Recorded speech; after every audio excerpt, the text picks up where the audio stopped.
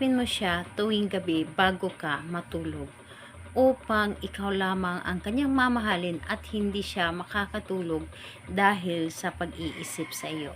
Hello mga guys, kumusta kayo? Panibagong araw, panibagong video na naman tayo, and sa araw na ito ay isa na namang video ang aking ituturo sa inyo na simpleng gabay o simpleng pamamaraan na makakatulong sa atin. At bago ang lahat, gusto ko lang mag-disclaimer sa mga taong hindi naniniwala at hindi gusto ang mga kagaya nitong video. Please skip this video and maghanap kayo ng videos na gustong gusto nyo, dahil ang video na ito ay para lamang ito sa mga taong naniniwala and gusto mag-try.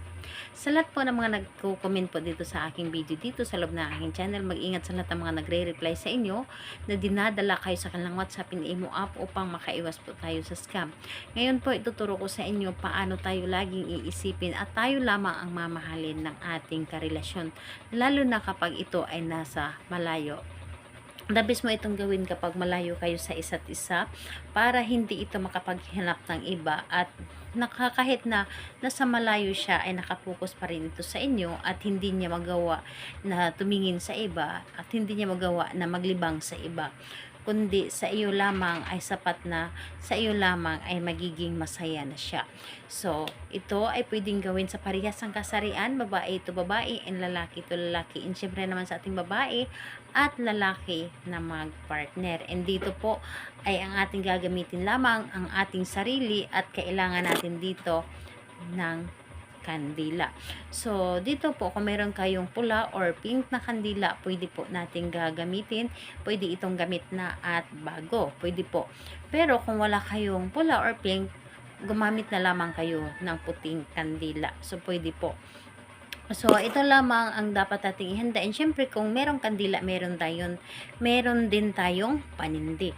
So, kapag handa na yon, kailangan mo lamang dito i-ready ang inyong sarili. I-ready mo ang inyong sarili na kailangan buo ang inyong loob sa paggawa nito, and hindi ka nagdududa at malakas ang loob mo. And syempre, na para bang pakiramdam mo na hinihila ka na gawin ito. So, ayun po, kapag ready ka na, pwede mo na itong simulan. So, ang gagawin mo lamang dito, napakadali at napakasimple lamang. Dito po sa kandila, sindihan nyo lamang ito.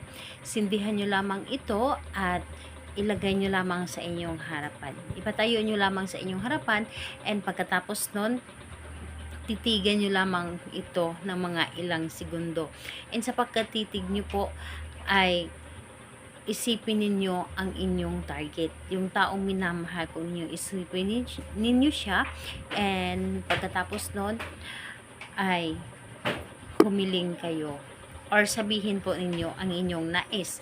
Sambitin ninyo ito ng 7 beses. Habang nakatitig kayo sa kandila, sa apoy ng kandila, and binivisualize ninyo ang target ninyo, isabay ninyo sa pagkasambit or sa isip lamang ninyo.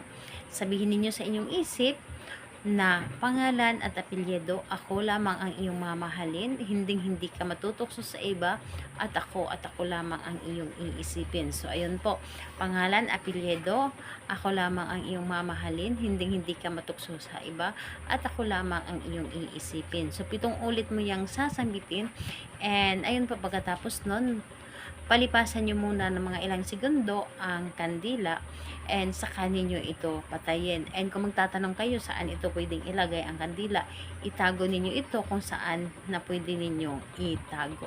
So, ayun po.